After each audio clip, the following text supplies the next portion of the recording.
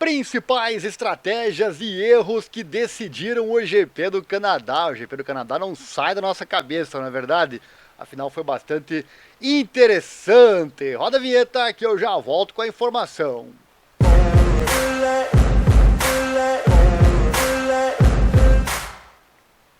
Lembrando, o grupo F1 Brasil Racers é o grupo lá do Facebook que mais cresce falando de Fórmula 1 e nosso parceiro aqui na internet. Segue lá.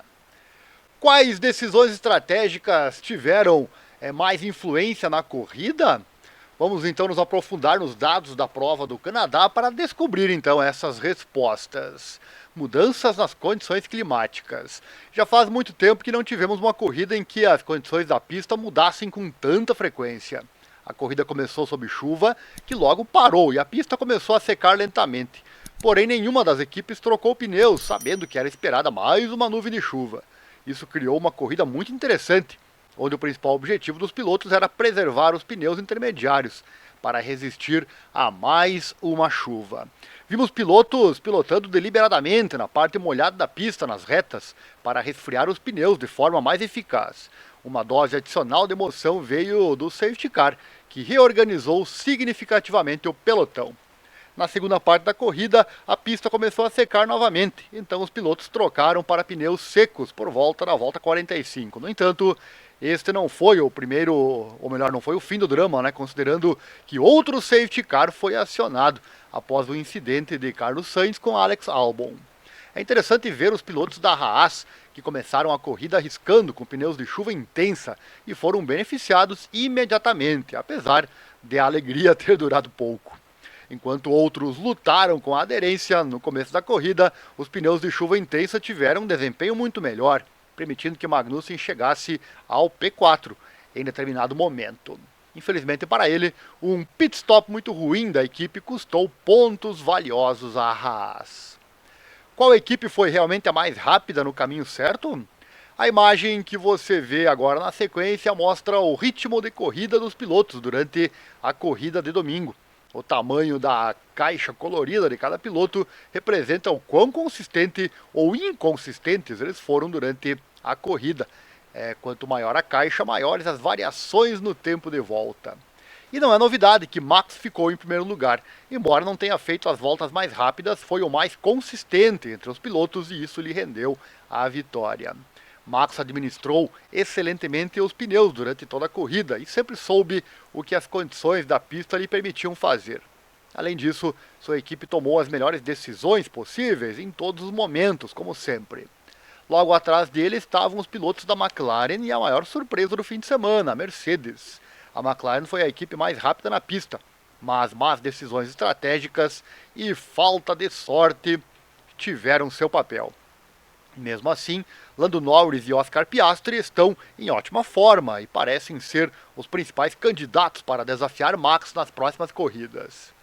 A Mercedes também merece menção pelo trabalho fantástico que fez neste fim de semana. As novas atualizações trouxeram um aumento significativo no desempenho e é bom vê-los correndo na frente novamente. A nova asa dianteira proporcionou mais estabilidade, especialmente em curvas lentas, o que ficou evidente no Canadá. Por outro lado, também tiveram velocidades máximas muito boas nas retas. E erros que custaram a vitória à McLaren. Como já mencionado, a McLaren deu a impressão de ser a equipe mais rápida na pista no domingo.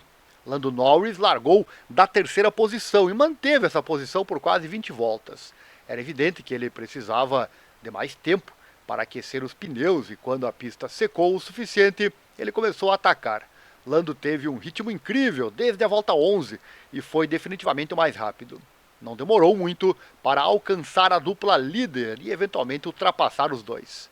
Porém, o primeiro safety car na volta 25 saiu na frente de Lando, que teve que acompanhar seu ritmo enquanto os pilotos atrás dele conseguiram acelerar e perder menos tempo no pit stop. A sorte que Norris teve em Miami não estava do seu lado dessa vez. Retornou ao terceiro lugar e assim, como no início da corrida, precisou de mais tempo para aquecer os pneus e atingir o ritmo desejado. Quando a pista secou novamente, os pilotos começaram lentamente a mudar para pneus secos, mas Norris não. A McLaren arriscou e manteve Lando na pista, que era rápido naquele momento, mas não o suficiente. No final, após trocar os pneus, Lando saiu bem ao lado de Max, mas com a saída do pit lane, como ela estava molhada, ele não conseguiu encontrar aderência suficiente e voltou para o terceiro lugar. Pouco depois, o Russell cometeu um pequeno erro. Norris subiu para o segundo lugar, onde permaneceu até o fim da corrida. Já no fim, tivemos uma batalha entre Piastri, Russell e Hamilton pelo pódio, da qual George saiu vitorioso. E este foi o primeiro pódio da Mercedes na temporada, mas os dados dizem que não será o último. Legal, né? Uma corrida que vimos muitas coisas interessantes, como o Max Verstappen reclamando no rádio a todo momento, né? Só que isso é normal, né? Todos os pilotos reclamam no rádio a todo momento e a direção de prova coloca só o rádio que ela acha mais interessante. Colocar o do líder da prova é sempre mais interessante, por isso que ouvimos tantas reclamações do Max pelo rádio. Também vimos batalhas entre, como o caso citado, né, o Lando Norris, e batalhas com pneus diferentes, né? Pneus diferentes para o tipo de pista que se encontrava, né? Com a água no meio termo ali. Então, tanto ele quanto os demais pilotos que tinham um pneu diferente, tendo um desempenho parecido. E aí que entra a estratégia e isso que é tão legal na Fórmula 1. Sério que você chegou até aqui no fim do vídeo? Deve ter gostado então, né? Deixa o like, se inscreva, compartilhe com os amigos, assim você não perde mais conteúdo por aqui, hein? Nosso Pix também está aí na tela, você pode doar qualquer valor nessa causa, na divulgação desses esportes menos favorecidos na grande mídia, como esse como esse assunto aí que você acompanhou hoje. Não esquece também de acessar o nosso site, o informatudo.com.br, o link está aqui na descrição. Lá falamos do mundo das lutas, do motociclismo e, claro, da nossa Fórmula 1, né?